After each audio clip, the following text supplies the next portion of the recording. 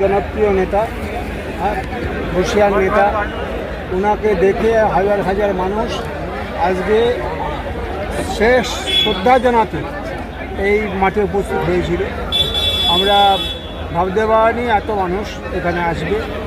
তো আমাদের থেকে সিনিয়র লালদার সঙ্গে একসঙ্গে রাজনীতি করেছি, কোনো সময় হয়তো ঠোকাঠুকি হয়েছে, সেটা রাজনৈতিক বিষয় নেই, কিন্তু ব্যক্তিগতভাবে লালদা আমার স্মরণীয় নেতা। তিনি অনেক উদারচেতা মানুষ, বড় মনের মানুষ। অতএব তার এই যে অকাল প্রয়াণে দল একটু কষ্ট লাগবে, কষ্ট হবে, ঘুরে আসবে। আশা করছি রিকভারি হয়ে যাবে। তো পঞ্চায়েত ভোটের সময় বা পরবর্তীকালে দেখা গিয়েছে যে আপনার সঙ্গে লালদার বেশ কয়েকটা দূরত্ব তৈরি হয়েছে, তা সত্ত্বেও আজকে তার স্মরণ সভায় আপনি এলেন, কিন্তু তারই কাছের বেশ কয়েকজন বিধায়ক, কমসে কম 4 জন বিধায়ক আজকে এই স্মরণ সভায় উপস্থিত হলেন না। কীভাবে দেখতেন বিষয়টা?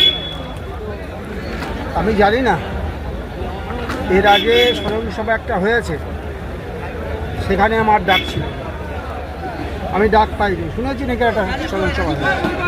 আর লালদা দল মত নির্বিশেষে ঊর্ধ্বে, সকলের ঊর্ধ্বে।